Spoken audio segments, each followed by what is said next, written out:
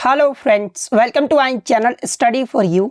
सो guys, जैसा कि आज जो आपका एसएससी जीडी का 1 फरवरी के फर्स्ट शिफ्ट का एग्ज़ाम हो गया है दोस्तों, जिसका जो है मैं आपको बिल्कुल 100% एक्यूरेट आंसर के साथ जो है इस वीडियो में बताऊंगा। तो देख लेते हैं कि किस प्रकार के जो है आज आपके 1 फरवरी के फर्स्ट शिफ्ट के एग्ज़ाम में जो है प्रश्न पूछे गए हैं। उससे पहले एक बात और दोस्तों, कि जिन्होंने भी अगर चैनल को सब्सक्राइब नहीं किया है तो एसएससी जीडी कांस्टेबल से रिलेटेड पल पल की अपडेट के लिए जो है चैनल को सब्सक्राइब जरूर कर दीजिएगा। और बगल में ही आपको एक बेल आइकन यानी घंटे का निशान भी दिख रहा होगा, तो आप उसे भी जो है जरूर प्रेस कर दीजिएगा। तो चलिए वीडियो को स्टार्ट करते हैं। तो आज का जो आपका पहला क्वेश्चन आया था कि अर्थशास्त्र के रचयिता कौन थे। तो देखिए, अर्थशास्त्र की जो रचना है ना, ये कौटिल्य, जिन्हें चाणक्य के नाम से भी जाना जाता है, और इन्होंने जो है 4वीं सदी ईसा पूर्व में जो है अर्थशास्त्र की रचना की थी। तो कौटिल्य आपका यहाँ पे करेक्ट आंसर होगा। और देखिए, मैं आपको बता दूं कि ये जो आपका अर्थशास्त्र था ना, ये आपका संस्कृत का एक ग्रंथ था। तो ये फैक्ट भी आपको ध्यान में रखना है। इसके अलावा टीसीएस के द्वारा जितने भी पुस्तक के लेखक पूछे जाते हैं, जैसे कि अष्टाध्यायी के लेखक कौन थे, तो ये आपके पाणिनि थे। मुद्रा राक्षस के लेखक की बात कर ले तो ये आपके विशाख दत्त थे। गीत गोविंद के लेखक कौन थे, तो ये आपके जयदेव थे। रामायण की बात कर ले तो ये आपका वाल्मीकि के द्वारा लिखा गया था। महाभारत की बात कर ले तो ये आपका वेद व्यास के द्वारा लिखा गया था। विक्रमांक चरित की बात कर ले तो ये आपका बिल्हन के द्वारा लिखा गया था। राज्य तरंगिणी की बात कर ले तो ये आपका कल्हन के द्वारा लिखा गया था। पृथ्वीराज रासो की बात कर ले तो ये आपका चंद बरदाई के द्वारा लिखा गया था। अर्थशास्त्र के जो लेखक थे ये आपके चाणक्य थे, जो कि आपका एक्स्ट्रा फैक्ट से जो है आप देख सकते हैं कि ये आपका पूछा गया था। हर्षचरित और कादम्बरी के जो लेखक हैं ये आपके बाणभट्ट है। तो ये सारे फैक्ट जो है आपको ध्यान में रखना है। नेक्स्ट क्वेश्चन आपका यहाँ पर आया था कि देवप्रयाग में ये जो आपका भागीरथी नदी है ना, ये किससे मिलती है। तो देखिए, मैं आपको बता दूं कि ये जो आपका देवप्रयाग है ना, ये उत्तराखंड राज्य के टिहरी गढ़वाल जिले में स्थित है। और यहाँ पर जो है देवप्रयाग में अलकनंदा नदी और भागीरथी नदी का जो है वो संगम होता है। तो अलकनंदा नदी आपका करेक्ट आंसर होगा। और देखिए, इन दोनों नदियों के संगम होने के बाद जो है ये आपका दोनों जो नदियाँ है ना, ये गंगा नदी के रूप में जो है वो बहती है। तो ये फैक्ट भी आपको ध्यान में रखना है। इसके अलावा देवप्रयाग ये जो आपका पंचप्रयाग में आ जाता है। तो देखिए, पंचप्रयाग में अन्य जो आपके पंचप्रयाग है उनमें कौन कौन सी नदियों का संगम होता है, जैसे कि विष्णु प्रयाग में जो है अलकनंदा और धौली गंगा नदी का जो वो संगम होता है। रुद्र प्रयाग की बात कर ले तो देखिए, रुद्र प्रयाग में जो है अलकनंदा और मंदाकिनी नदी का जो है ये संगम होता है। नंद प्रयाग की बात कर ले तो अलकनंदा और नंदाकिनी नदी इन दोनों नदियों का जो संगम है ना, ये आपका नंद प्रयाग में होता है। कर्ण प्रयाग की बात कर ले तो अलकनंदा और पिंडर नदी का जो संगम है ना, ये आपका कर्ण प्रयाग में होता है। तो ये सारे फैक्ट जो आपको ध्यान में रखना है। नेक्स्ट क्वेश्चन आपका यहाँ पर आया था कि निम्न में से किस खेल में जो है अंडाकार आकृति और पिच की जो लंबाई है ना, वो 22 गज होती है। तो देखिए, मैं आपको बता दूं कि क्रिकेट में 2 विकेटों के बीच यानी जो पिच की लंबाई है ना, वो आपका 22 गज होता है। और अगर क्रिकेट के मैदान की लंबाई की बात कर ले मीटर में तो ये आपका 20.12 मीटर होता है। और चौड़ाई की बात कर ले तो ये आपका 3.05 मीटर होता है। तो ये फैक्ट भी आपको ध्यान में रखना है। नेक्स्ट क्वेश्चन आपका यहाँ पर आया था कि जुलाई 2022 में भारत के राष्ट्रपति जो है ये कौन बनी है। तो देखिए, मैं आपको बता दूं कि जुलाई 2022 में द्रौपदी मुर्मू जो है ये भारत की 15वें राष्ट्रपति बनी है। तो द्रौपदी मुर्मू आपका करेक्ट आंसर होगा। और देखिए, मैं आपको बता दूं कि ये जो आपकी द्रौपदी मुर्मू है ना, ये देश की पहली आदिवासी महिला राष्ट्रपति बनी है। तो ये फैक्ट भी आपको ध्यान में रखना है।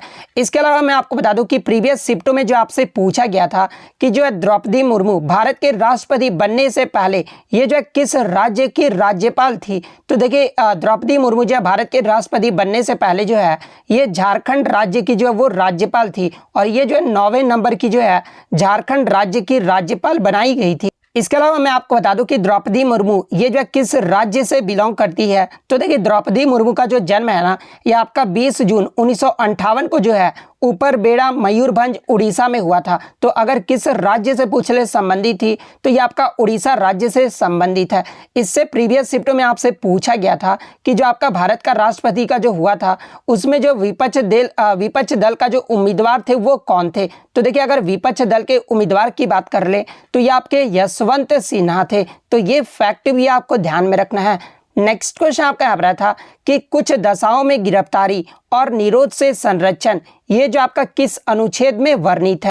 तो देखिए मैं आपको बता दूं कि भारतीय संविधान का अनुच्छेद 22 में ये कहा गया है कि किसी भी व्यक्ति को कुछ मामले में जो गिरफ्तारी एवं निरोध के विरुद्ध संरक्षण प्रदान करता है। तो ये जो है किसी व्यक्ति को संदेह के आधार पर जो वो गिरफ्तार किया जाता है तो अनुच्छेद 22 के तहत जो है उसे कुछ स्वतंत्रताएं जो है वो प्रदान की गई है। जैसे कि अगर स्वतंत्रताएं की बात कर ले तो व्यक्ति जो है अपना गिरफ्तारी का कारण जान सकता है। सेकंड, गिरफ्तारी के 24 घंटे के अंदर जो है व्यक्ति को न्यायिक मजिस्ट्रेट के समक्ष जो है वो प्रस्तुत करना होगा। थर्ड, जो है व्यक्ति अपने पसंद के वकील का जो है वो चयन कर सकता है। ये जो आपका अनुच्छेद 22 के तहत जो है कुछ स्वतंत्रताएं जो वो प्रदान किया गया है।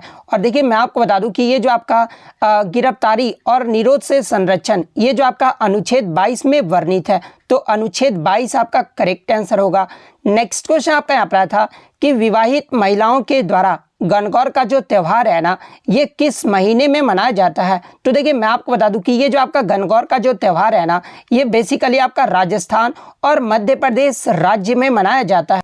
तो देखिए ये जो आपका गणगौर त्यौहार है ना ये चैत्र महीने के शुक्ल पक्ष की तृतीया यानी तीज को जो है यानी महीने की बात कर ले तो ये आपका अप्रैल महीने में जो है ये आपका मनाया जाता है। तो ऑप्शन में जो आपका चैत्र महीना दिया गया था तो चैत्र महीना आपका करेक्ट आंसर होगा। और देखिए मैं आपको बता दूं कि इस दिन जो है कुंवारी लड़कियां एवं विवाहित जो महिलाएं होती है ना वो शिव जी और पार्वती जी जिन्हें जो है गौरी भी कहा जाता है इनकी जो है वो पूजा करती है।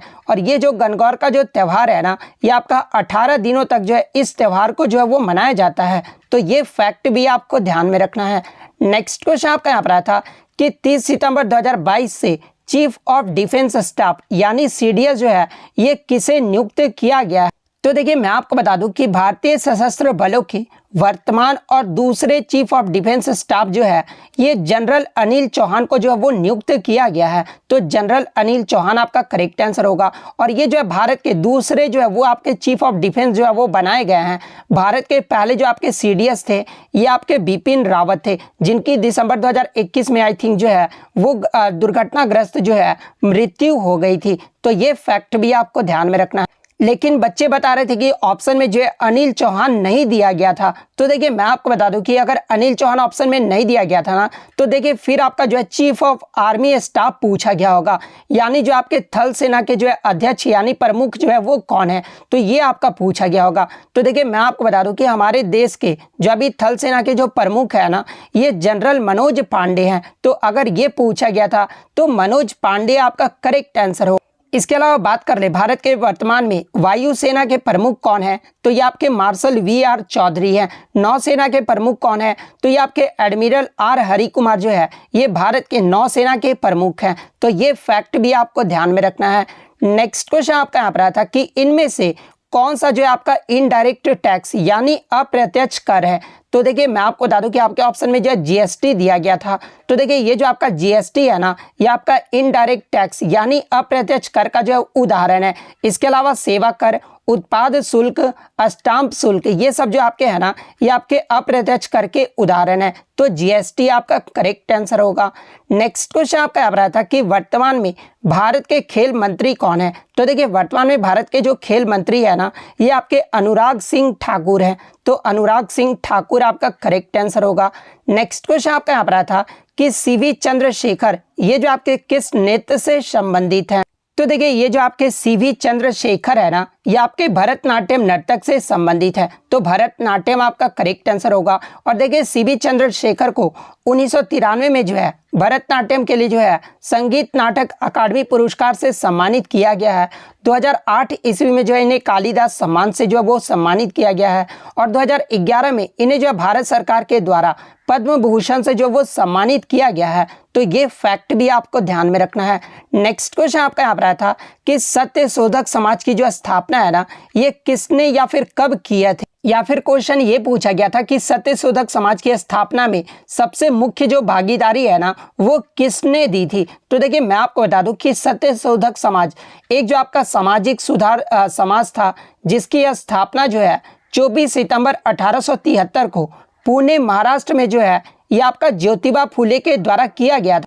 तो ऑप्शन में जो आपका ज्योतिबा फुले दिया गया था, तो ज्योतिबा फुले आपका करेक्ट आंसर होगा। बात कर ले इसकी स्थापना कहाँ पर और कब किया गया था, तो 24 सितंबर 1873 को पुणे महाराष्ट्र में किया गया था। नेक्स्ट क्वेश्चन आपका यहाँ पर आता कि लाल लिटमस पेपर को क्षार जो है यानी बेस जो है ना, ये किस रंग में बदल देता है। तो देखिए मैं आपको बता दूं कि क्षार जो होता है ना, ये लाल लिटमस पेपर को नीले रंग में बदल देता है। तो नीला आपका यहाँ पे करेक्ट आंसर होगा। वहीं अगर एसिड की बात कर ले यानी अम्ल जो है, ये नीले लिटमस पेपर को जो है वो लाल रंग में बदल देता है। तो ये फैक्ट भी आपको ध्यान में रखना है। नेक्स्ट क्वेश्चन आपका यहाँ पर आया था कि चूना पत्थर और संगमरमर जो है ये किसके बने होते हैं। तो देखिए चूना पत्थर, संगमरमर और ये जो आपके चौक यौगिक होते हैं ना, ये तीनों जो आपके कैल्शियम कार्बोनेट, जिसका फॉर्मूला CaCO3 होता है, इसके जो है बने होते हैं। तो कैल्शियम कार्बोनेट आपका करेक्ट आंसर होगा। नेक्स्ट क्वेश्चन आपका यहाँ पर था कि उद्योगों से जो उद्योग स्थापित होते हैं ना, उससे जो है हानि क्या होती है। तो देखिए तीन तो आपके डिफर ऑप्शन दिए गए थे।